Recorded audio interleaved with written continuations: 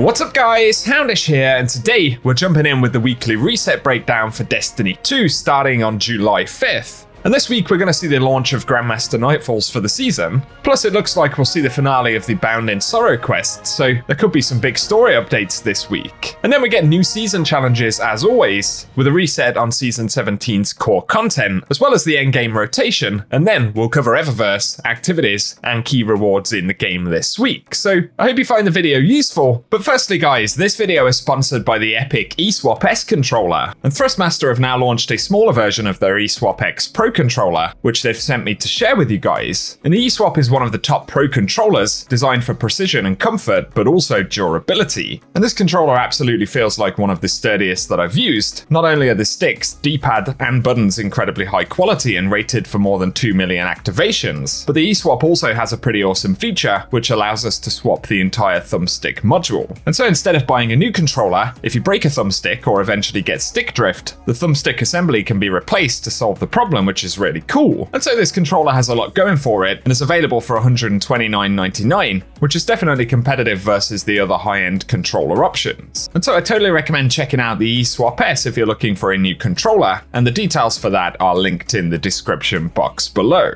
And now as we get into gameplay stuff for the week, initially we'll see the reset for our seasonal content, and that includes the rotation for containment, and then we'll get the Sever weekly mission, which should be reconciliation, guided by the weekly Bound in Sorrow quest, and from the database we can see that this week will be the final few steps of Bound in Sorrow. And so we'll likely experience a pivotal moment in the story, if not an overarching finale for the season. It should still be a pretty interesting week, so if you're following the story, it'll be one to check out, and as always, I'll keep you posted. Another important thing to cover are the new weekly challenges for this week. So initially we get Bound in Sorrow 7 to complete the Bound in Sorrow 7 quest and defeat champions in the Derelict Leviathan, as well as nullifying Reconciliation to complete Sever Reconciliation using only a Void subclass and Void kinetic or stasis weapons. If you have any issues completing that, bear in mind, any kind of solar scythe kills or explosions could affect the progress on that one. And then we'll see Binding 2, and throughout Season of the Haunted, bind nightmares after completing Tier 3 of the Nightmare Containment and open opulent chests on Derelict Leviathan. And so hopefully that one will be retroactive, and the Shape of Nightmares 2 to shape any haunted weapon in the season. Then finally we have Beam Cannon to defeat targets with trace rifles and shotguns in Gambit, with bonus progress for defeated Guardians. Fleeting Glory to complete Crucible matches in the Glory rank playlist and earn bonus progress for wins. Then finally Grandmaster to complete any Nightfall strike on Grandmaster difficulty. And of course, moving away from the seasonal challenges,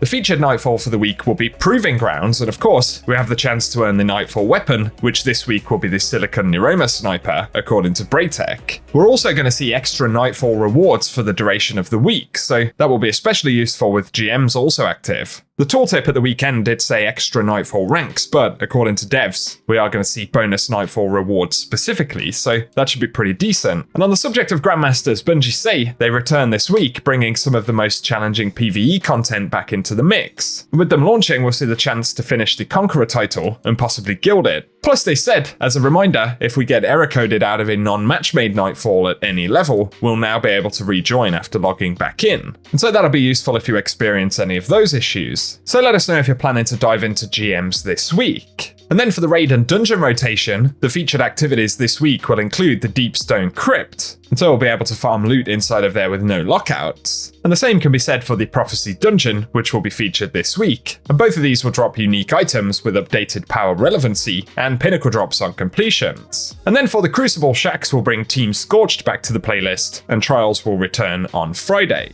And then for Lost Sectors for the week, we can see for Tuesday's reset, Skydock 4 will be dropping exotic boots on solo clears. Then for July 6th, the Quarry will be featured dropping exotic gauntlets. On July 7th, K1 Crew Quarters dropping exotic chest pieces. Then for July 8th, we'll get K1 Logistics dropping exotic helmets. And on the 9th of July, K1 Revelation dropping exotic boots. Then finally for July 10th, we'll see K1 Communion dropping exotic gauntlets. And on July 11th, the Conflux will be dropping exotic chest pieces.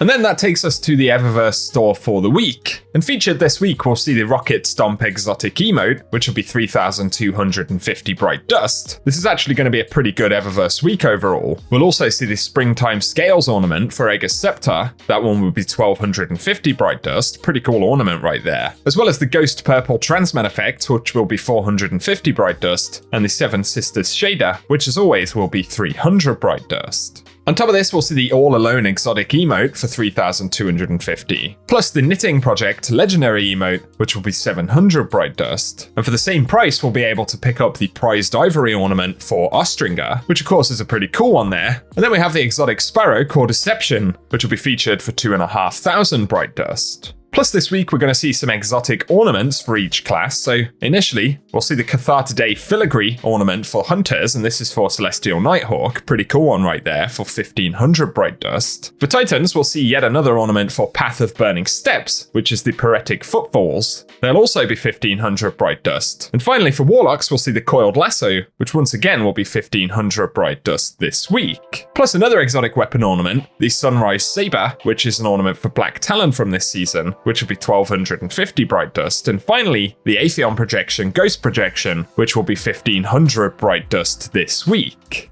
Apologies if my voice is starting to sound slightly croaky. Unfortunately, our household has COVID at the moment, and I am getting a bit of a sore throat. But for our last couple of sections here, the drops in Dares of Eternity this week, we'll see Rotation 1 loot drops, and that will include Year 1 faction armor sets, as well as Season of Arrival's weapons. And very finally, for the Dreaming City, the Ascendant Challenge this week will be the Shattered Ruins, found via the Spine of Keres. And if you want some gameplay of the location for that one this week and how to find it, we will run that out at the end of the video. But otherwise, guys, that's everything we have to cover in the video today. So as always, I hope it has been useful, and if it has, a rating below really does help us out. Plus, feel free to get subscribed to the channel, and I'll be keeping you posted with a bunch of Destiny content as always. But otherwise for today, thank you as always for tuning in, and whatever you get up to, I hope you guys have an awesome week.